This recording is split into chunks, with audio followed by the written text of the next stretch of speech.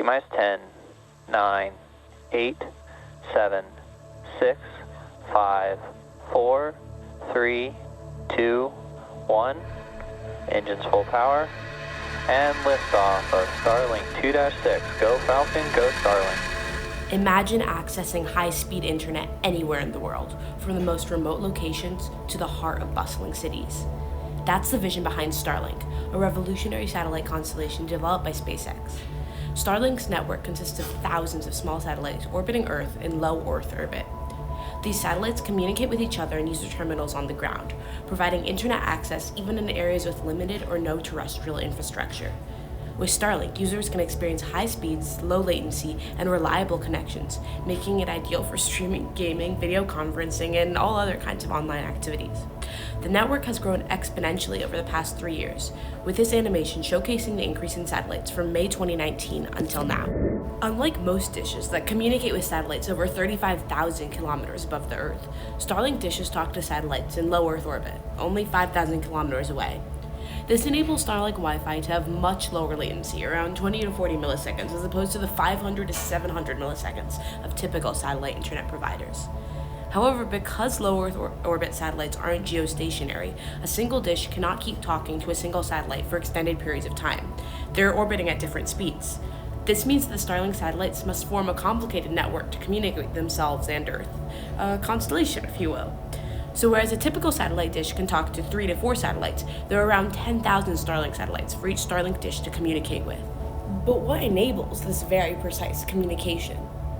Starlinks make use of technology known as phased arrays, an antenna system made up of multiple smaller antennas that work together to electronically steer a beam of radio waves without physically moving the antenna itself. Let's get into it. Aside from 2 motors, which are used for the Starlink dish's initial setup, the bulk of Starlink is hidden within the white radome. The inside is a hexagonal pattern of circuit board, copper, and honeycomb, forming a grid of 1,280 antennas. In order to block out all other radio signals, each aperture-coupled patch antenna has a very specific geometry. Each antenna is around 1 centimeter in diameter, and the whole entire dish is about 55 centimeters diameter total. Why are there so many antennas? Each tiny antenna in a phased array transmits a radio wave. Adjusting the timing and phase of the wave creates constructive and destructive interference.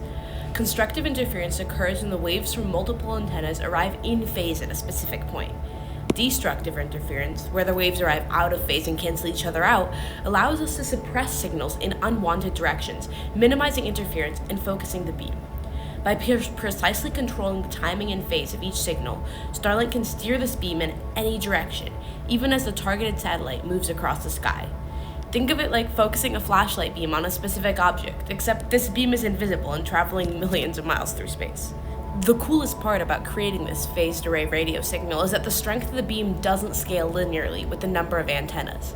In fact, with 1,280 antennas, the signal produced by the Starlink's phased array is 3,500 times stronger than that of a single antenna. As the satellites move, the phased array seamlessly adjusts the beam, maintaining a continuous connection without any interruptions. The dish knows where to point because the Starlink satellites continuously transmit their positions and other information to the dishes, and the dish updates its internal database. So we've been talking a lot about the dishes, but what about the satellites? Turns out they use very similar technology. They also have phased arrays.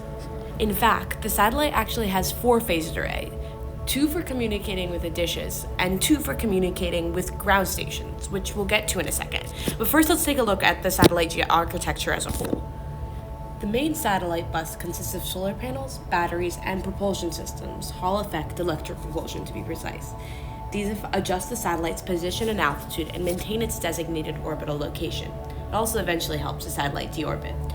Additionally, there's also a communication payload, which are the antennas, Ku band and Ka band, for user terminals and ground stations, and the laser communication terminals, which talk to other satellites, creating the space network. Additionally, there's also an onboard computer, star tracker, and collision avoidance system. SpaceX ground stations act as communication hubs between Starlink satellites and user terminals, enabling data exchange and network management. They also provide essential backup and redundancy for the network, ensuring reliable internet access even if direct satellite connections are disrupted.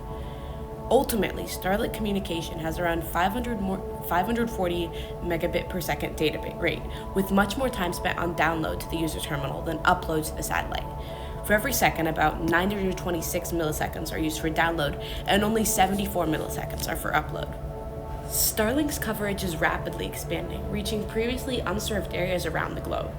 This is empowering rural communities, connecting educational institutions, and providing disaster relief efforts with vital communication access. Whether you're working remotely, enjoying entertainment, or staying connected with loved ones, Starlink is changing the way we access the internet. Thank you very much.